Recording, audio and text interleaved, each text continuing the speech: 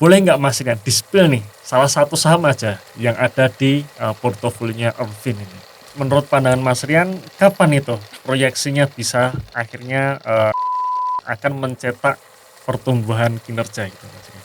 Untuk pertumbuhan kinerja menurut saya potensinya itu ya, jadi untuk tahun depan itu menurut saya ya kinerjanya rebound, kemudian mungkin kalau laba bersihnya ya cukup bagus, mungkin secara dividen juga cukup menarik Mas Eros.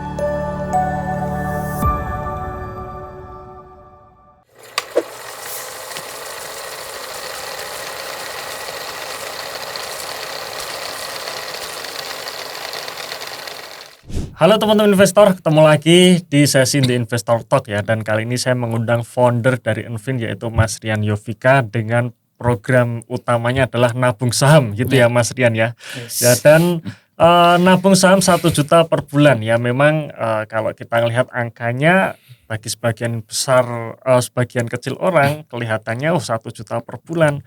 Kok kayaknya kecil banget. Jangan salah teman-teman ya.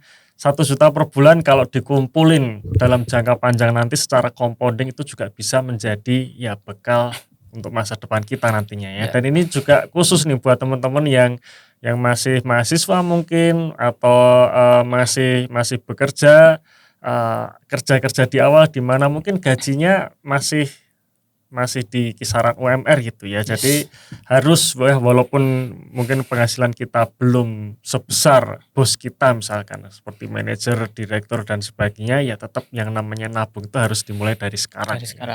Nah, bagi teman-teman yang memang ingin bagaimana caranya sih nabung saham dengan benar, bisa ikuti program Ervin yaitu nabung saham sampai pensiun gitu kira-kira ya Mas Rian ya. Nah, langsung saja nih Mas Rian tentang program nabung saham Ervin ini ya. Kira-kira sudah berjalan berapa lama dan bagaimana update posisi portofolionya Mas? Oke, untuk kondisi saat ini udah jalan sekitar 8 bulanan ya Mas Eros ya. Dan 8 bulan ini dari kami itu udah beli saham sekitar 6 ya. Ada 6 saham yang udah dibeli. Dan untuk kondisi portofolionya ya sampai saat ini itu masih hijau. Nah, secara persentase itu sekitar 18%-an gitu. 18%-an ya. Sebelumnya sempat 25% Mas Eros. Kenapa 25%? Kenapa kok ke 18%? Karena ya di pertengahan bulan ini kan ada penambahan modal ya. Ada pembelian 1 juta. Jadi secara persentase di situ agak menyusut. Nah, cuman ya kemarin sempat di 25% gitu. Kira-kira bahannya kayak averaging up gitu lah ya. Ya seperti itu. Oke, kemudian kalau dari 6 saham itu ya alhamdulillahnya mayoritasnya itu mengalami kenaikan Mas Ros. Ya, mengalami kenaikan, ada 3 saham yang itu returnnya udah puluhan persen ya. Itu sekitar 30 sampai 40% itu ada kenaikan. Nah, kemudian kalau yang 3-nya itu memang secara kenaikan belum terlalu tinggi ya. Nah, cuman ada 1 saham juga yang itu terjadi penurunan, yaitu sekitar 2-3% aja Mas Eros. Ya, jadi 5 sahamnya itu naik semua, yang 1 turun tipis. Ya, jadi kondisi itu membuat ya secara keseluruhan itu masih hijau Mas Eros, ada kenaikan atau keuntungan 18%. Berarti kalau 8 bulan kan berarti kisaran sudah ada modal kira-kira 8 juta ya. Nah, berarti sekarang kelolaannya secara total market value udah berapa ini Mas? Di 9,5 Mas. 9,5 ya. Oke, betul. Nah, ini buat teman-teman ya yang namanya nabung saham itu bukan berarti hanya ngelihat persentase masih 18% enggak gitu ya. Tapi kita ngelihat secara jangka panjang nanti. Kita nabung setiap bulan ini dicontohkan dari Ervin ini adalah 1 juta per bulan. Nah, kira-kira nanti dalam jangka 1 tahun, 2 tahun, 3 tahun nanti kira-kira jadi berapa total market value-nya, dan itulah yang namanya nabung saham. Jadi sangat salah kalau kita bicara mengenai nabung saham itu, kan mayoritas orang nih ya, kalau nabung saham itu adalah kita beli saham setiap tanggal 1 sahamnya 1 itu saja di harga berapapun. Nah, mayoritas kan seperti itu Mas Rian ya.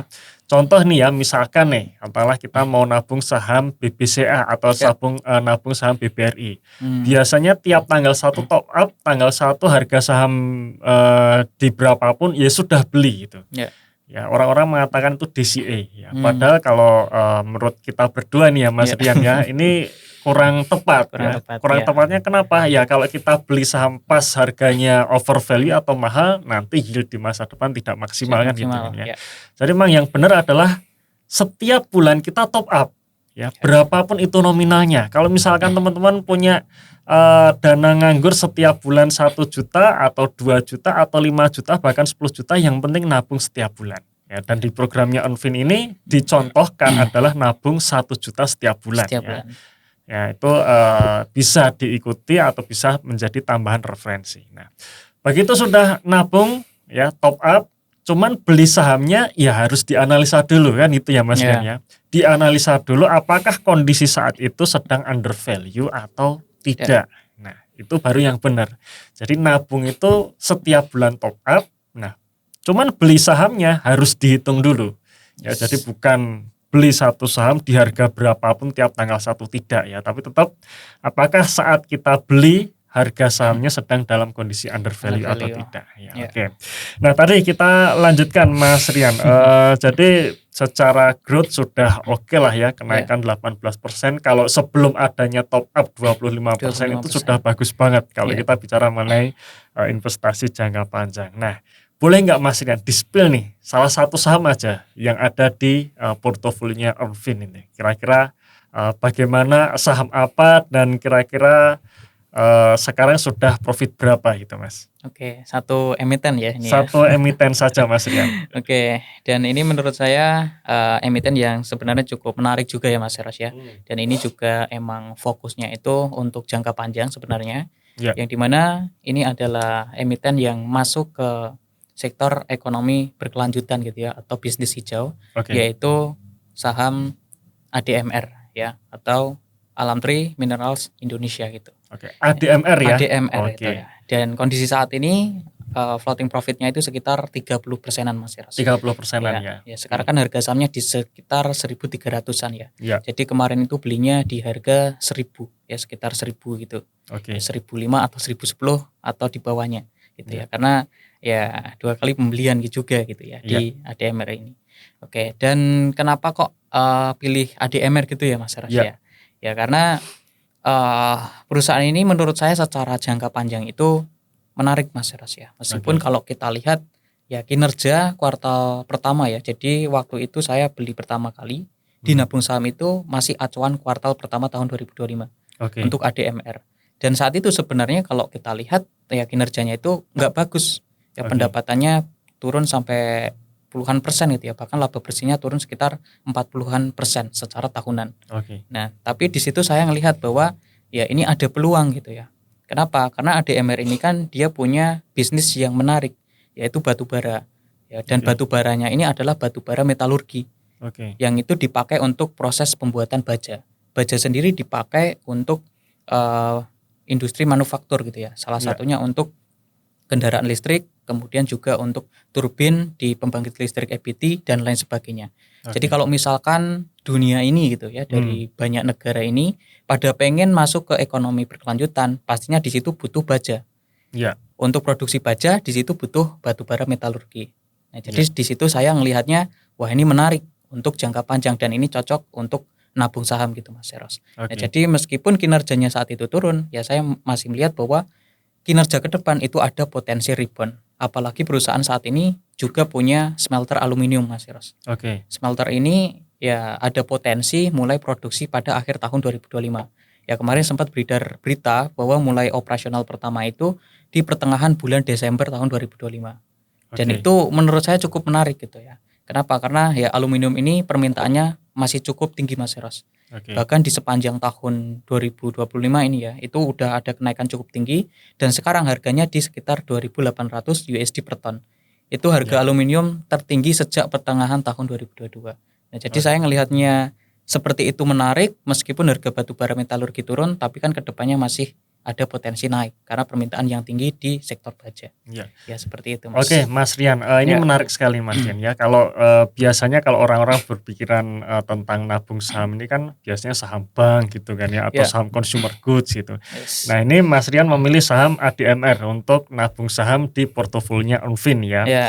Ya, dan bahkan ini menarik sekali, Mas Rian membeli saham ADMR saat kinerjanya masih turun. Ya, jadi bukan melulu saat kinerjanya naik ya, tapi masih turun dengan dianalisa dulu di mana proyeksinya ke depan kinerjanya akan rebound gitu kan ya. Nah, sekarang Nah, Mas Rian tadi bicara mengenai acuan untuk kuartal 1 memakai acuan kinerja rilis kuartal 1 Kuartal 2025. Ya. Nah, sekarang kan sudah berjalan nih untuk kinerja posisi 9 bulan 2025. Bisa diupdate Mas, kira-kira kalau kinerja saat ini seperti apa? Oke, untuk kinerja saat ini ya Mas Ras. Untuk kinerja saat ini itu sebenarnya masih terjadi penurunan Mas. Oke. Dan pendapatannya turun 20%, laba bersihnya pun juga masih sekitar 30% gitu. Oke. Dan kenapa kok kinerjanya ini turun gitu ya? Nah, ini kita bisa cek ya untuk harga acuan batubara metalurgi. Itu saya pakai acuannya itu yang harga Australia gitu ya. Dan kalau di kuartal pertama harga batubara metalurgi itu emang jelek banget Mas Ros. Itu di sekitar 186 USD per ton. Kalau kita bandingkan dengan kuartal pertama tahun 2024 itu sekitar 300. Nah, jadi di situ ada penurunan sampai 40%. Otomatis kalau laba bersihnya ADMR turun, ya itu sangat wajar gitu ya, karena harga produknya itu turun. Dan menariknya di kuartal kedua, kuartal ketiga harga batubara metalurgi ini dia sudah terjadi atau agak stabil Mas Ros. Masih turun tapi stabil di sekitar 185 sampai 183 USD per ton. Nah, jadi untuk update di Q3 ya sampai saat ini memang masih terjadi penurunan karena faktor penurunan harga batubara metalurgi. Kalau kita bandingkan dengan harga tahun 2024 yaitu masih di sekitar 200 USD per ton Mas Ros. Ya sekarang di 180 ya itu wajar banget kalau misalkan perusahaan mencatatkan penurunan kinerja gitu ya. Nah, jadi laba bersihnya ini kan turun ya 39% Mas Ros. Ya itu wajar. Nah, cuman kalau kita lihat ya ini mungkin sekalian gitu ya bahas harga batu bara metalurgi saat ini tuh udah ada kenaikan itu sampai di sekitar 200 USD per ton atau sekitar 199 USD. Nah, jadi kalau kita bandingkan dengan harga 180 ini kan berarti sudah ada rebound Mas Eras. Nah, kalau misalkan itu rebound dan tahun depan tahun 2026 itu bisa bertahan katakanlah di 190 atau 200 ke atas ya dari batu bara metalurgi aja udah rebound, apalagi ada penambahan dari smelter aluminium. Nah, jadi untuk update-nya masih turun Mas Eros, cuman masih tetap optimis kinerja ke depan akan ada kenaikan. Berarti kan Mas Rian ini melihat bahwa kinerjanya ini kan berpotensi turn around gitu ya, di mana tahun 2025 ini masih turun. Dan ke depan harapannya adalah kinerjanya pulih naik. Pulih. Kira-kira menurut pandangan Mas Rian kapan itu proyeksinya bisa akhirnya ADMR akan mencetak pertumbuhan kinerja gitu Mas Rian? Untuk pertumbuhan kinerja menurut saya potensinya itu ya tahun depan Mas Ros. Tahun depan ya? Tahun depan itu sudah ada rebound. Kenapa? Ya tadi Mas Ros. Jadi harga batubara metalurgi di sepanjang tahun ini kan sekitar 180 USD Mas Ros. Nah, di akhir tahun ini kan sudah di 200 USD. Kalau misalkan tahun depan udah berada di level itu, berarti bagus banget gitu. Maksudnya secara kinerja batubara metalurgi aja udah rebound gitu. Nah kemudian ketambahan sama smelter aluminium. Yang itu produksi pada akhir tahun ini. Dan itu kan tahun depan itu ada potensi ya mungkin sampai 500 ribu ton. Ya meskipun kemungkinan besar produksinya itu belum sampai 500 ribu ton aluminium Mas Ros. Dan secara margin laba dari aluminium itu menurut saya juga bagus Mas Ros. Ya menurut saya bagus karena saya sempat cek juga itu di perusahaan aluminium Indonesia BUMN yaitu Inalum. Nah Inalum ini dia juga punya produk aluminium, cuman dia terbagi jadi beberapa ya, salah satunya ada Inquat dan sebagainya. Dan kalau tak lihat dari net profit margin secara keseluruhan itu sekitar 17%-an gitu. Dan kalau untuk ADMR sendiri gitu ya, ADMR sendiri itu aluminiumnya coba saya buat itu di sekitar 10% margin untuk tahun depan Mas Ros. Dan kalaupun misalkan itu beneran bisa produksi sampai 500 ribu atau bahkan mungkin 300 ribu, 400 ribu ton dulu, itu juga tahun depan potensinya itu bisa terjadi rebound. Gitu. Jadi untuk tahun depan itu menurut saya ADMR ya kinerjanya rebound, kemudian mungkin kalau laba bersihnya ya cukup bagus, mungkin secara dividen juga cukup menarik Mas Ros. Karena ADMR ini kan udah bagi dividen ya tahun buku 2024. Ya, dan itu menurut saya menarik juga gitu Mas Ros. Berarti ada potensi dividen juga ya untuk ADMR. Ada potensi juga. Ya. Itulah kenapa akhirnya ADMR masuk di portofolionya Envin ya. Yes. Nah sekarang kadang kalau kita bicara mengenai mengenai perusahaan, terutama perusahaan komoditas ini Mas Rian. Ya. Ini kan seringkali tidak luput dari yang namanya kebijakan pemerintah kan ya. Yes. Nah kadang kebijakan pemerintah yang misalkan itu tidak mendukung secara dalam tanda kutip ya, secara kinerja perusahaan, itu kan kadang jadi katalis negatif tuh. Yes. Ya misalkan nih, kalau misalkan harga batu bara ataupun harga nikel, CPO, emas naik, biasanya kan tarifnya juga naik gitu. Ya. Ya pertama dari situ. Kemudian ada yang namanya DMO juga nih, DMO, ya. Mas Rian ya, dimana DMO itu perusahaan-perusahaan dia harus menjual dulu nih sebagian hasil produksinya di Indonesia dengan harga yang sudah ditetapkan pemerintah gitu kan ya. Yes. Karena memang kalau perusahaan-perusahaan ini terutama komoditas ini jual ke ekspor, itu kan harganya bagus. Ya, sesuai dengan indeks tadi kan ya, indeksnya naik, berarti kemungkinan besar harga jual di luar negeri juga naik. Bagus, cuman di Indonesia ini biasanya dengan harga DMO ya pasti dipatok oleh pemerintah, nggak boleh lebih dari level tertentu gitu. Nah menurut Mas Rian kira-kira ada dampaknya nih ya ke depan buat ADMR ini Mas Rian? Oke, untuk dampaknya ya karena ada 2 aturan ya Mas Eros ya. Tadi kan yang pertama ada tarif biaya keluar. Nah cuman ini belum dipastikan tarifnya itu berapa persen. Nah terus kemudian yang kedua ada DMO ya, Domestic Market Obligation gitu. Nah aturan sebelumnya itu produsen batubara di Indonesia itu harus menjual 25% Mas Eros, 25% produksinya itu ke dalam negeri. Nah untuk acuan terbaru itu lebih dari 25%. Nah untuk ADMR sendiri menurut saya yang akan terkena itu di bagian tarif biaya keluarnya. Ya karena ADMR ini juga ada ekspor Mas Eros, ekspornya itu sekitar 60% ya, sekitar 65%. Jadi di situ ada potensi ya perusahaan kena tarif biaya keluar ini. Nah cuman tarifnya itu karena belum kelihatan ya Mas Eros ya berapa persen dan apakah mau diimplementasikan saat ini, nah itu kan belum terlihat gitu ya karena masih dalam rencana. Nah cuman kalau misal itu beneran diterapkan, ya itu menurut saya jadi kabar yang kurang bagus gitu ya untuk batubara metalurginya ADMR. Cuman ya menurut saya tadi bisa diimbangi sama adanya laba dari smelter aluminium.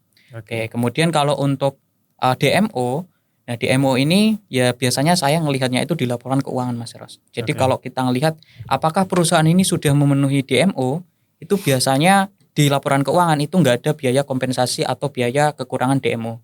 Nah tapi kalau perusahaan ini dia nggak bisa memenuhi DMO, itu biasanya ada biayanya Mas Eros. Itu masuk di beban penjualan biasanya.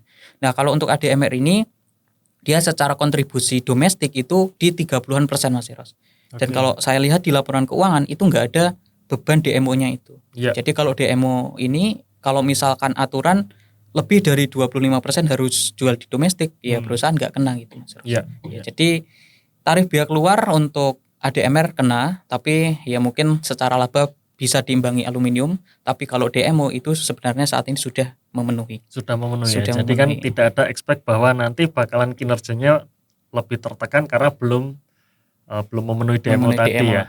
Jadi kalau misalkan DMO tadi sudah berjalan, sudah dipenuhi sebelumnya, berarti kan ya memang track recordnya seperti ini. Dalam artian ke depan tidak ada masalah lagi mengenai DMO seperti itu ya. Walaupun harga DMO-nya tadi sudah ditetapkan atau dipatok oleh pemerintah tadi ya. Oke. Dan ini ADMR ini adalah salah satu ya, hanya salah satu saham yang ada di portofolionya Ernvin ya. Yang dimana tadi ada 6 saham ya. Tentunya tidak bisa kita spill semua ya Mas Rian ya. Nah kalau mau lihat isi portofolionya Ernvin ya dengan growth yang bagus, teman-teman bisa join di program nabung saham bersama Ernvin ya, dan dicontohkan oleh Mas Rian nabung saham 1 juta per bulan. Ini sangat cocok nih buat teman-teman nih, terutama teman-teman yang masih muda ini ya, masih muda, masih belum banyak tanggungan seperti saya misalkan yang sudah punya anak yang gede-gede gitu kan ya. Mulai sekarang nabung, betul ya Mas Rian? Dan langsung aja nabung di saham gitu kan ya, karena mumpung belum ada tanggungan ya, nggak perlu cari yang istilahnya langsung cari yang bisa memberikan yield yang cukup tinggi gitu kan ya, yaitu salah satunya di saham bersama Ernvin ya. Nah oke, teman-teman sekalian, mungkin itu ya podcast kali ini ya, Investor Talk kali ini dengan founder dari Unfin yaitu Mas Rian Yovika ya. Dan silahkan teman-teman untuk follow Instagramnya Unfin, follow Instagramnya juga Mas Rian Yovika. Dan terima kasih sudah menonton podcast kali ini sampai selesai. Kita tunggu kami di The Investor Talk selanjutnya ya. Dadah.